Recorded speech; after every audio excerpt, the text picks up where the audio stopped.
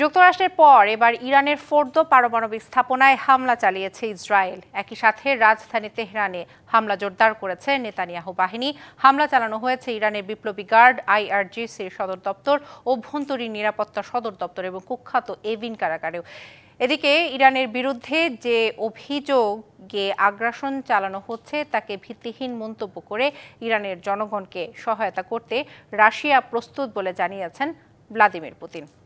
অপরদিকে দখলকৃত গোলান মালভূমি সহ ইসরায়েলের ৮টি শহরে পাল্টা ক্ষেপণাস্ত্র ছুড়েছে তেহরান।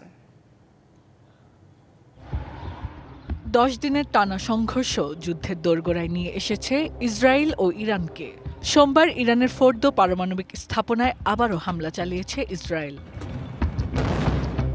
ইরানের আধা সরকারি গণমাধ্যম তাসনিম বলছে, সোমবার এ হামলার কথা নিশ্চিত করে দেশটির কোম প্রদেশের এক কর্মকর্তা। ইসরায়েলি বাহিনী আইডিএফ বলছে, ফোর্দো পারমাণবিক স্থাপনাটির প্রবেশপথ ব্যাহত করার লক্ষ্যে এ আক্রমণ চালানো হয়েছে। এদিন একই সাথে রাজধানী তেহরানে কেন্দ্রস্থলে অবস্থিত সরকারি নানান স্থাপনা ও সংস্থাকে লক্ষ্য করে হামলা করেছে ইসরায়েল। এর মধ্যে রয়েছে বিপ্লবী গার্ড, আইআরজিসি সদর দপ্তর, অভ্যন্তরীণ নিরাপত্তা সদর দপ্তর ও এভিন কারাগার। এসএমসি ওটসালাই এলো আরো উন্নত নতুন প্যাকে, জীবন বাঁচায়, জীবনকে এগিয়ে নিয়ে যায়।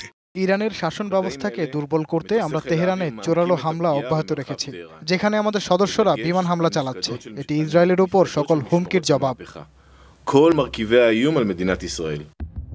এর আগে ইরানের পূর্ব, মধ্য এবং পশ্চিমাঞ্চলে ৬টি বিমানবন্দরে বিমান হামলার কথা জানিয়ে ১৫টি উড়োজাহাজ ধ্বংসের দাবি করেছে ইসরায়েলের সামরিক বাহিনী।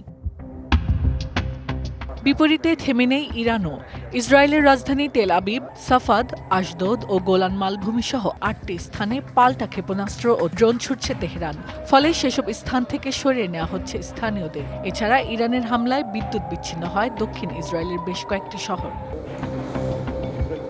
এদিকে ইরানের জনগণকে সহায়তা করতে রাশিয়া প্রস্তুত বলে জানিয়েছেন রুশ প্রেসিডেন্ট ভ্লাদিমির পুতিন। সোমবার রাজধানী মস্কোয় ইরানের পররাষ্ট্রমন্ত্রী আব্বাস আরাগচির সাথে এক বৈঠকে এমনটাই বলেন তিনি। ইরানের বিরুদ্ধে যে অভিযোগে আগ্রাসন চালানো হচ্ছে তা সম্পূর্ণ ভিত্তিহীন এবং এর কোনো যথাযথ যুক্তি নেই। এই সংকটময় পরিস্থিতি নিয়ে আমরা আলোচনা চালিয়ে যাব এবং কিভাবে এটি থেকে বের হয়ে আসা যায় তা নিয়ে চিন্তা করব। এদিকে ইরানের ৩টি পারমাণবিক স্থাপনায় যুক্তরাষ্ট্রের বিমান হামলার পর ক্ষুব্ধ হয়ে আনুষ্ঠানিকভাবে হরমুজ প্রণালী বন্ধের সিদ্ধান্তে অনুমোদন দিয়েছে দেশটির পার্লামেন্ট। এ পরিস্থিতিতে হরমুজ প্রণালীর দিকে আগত ৩টি জাহাজ নিজেদের রুট পরিবর্তন করেছে বলে জানা গেছে। Hasna Akter, DBC news desk.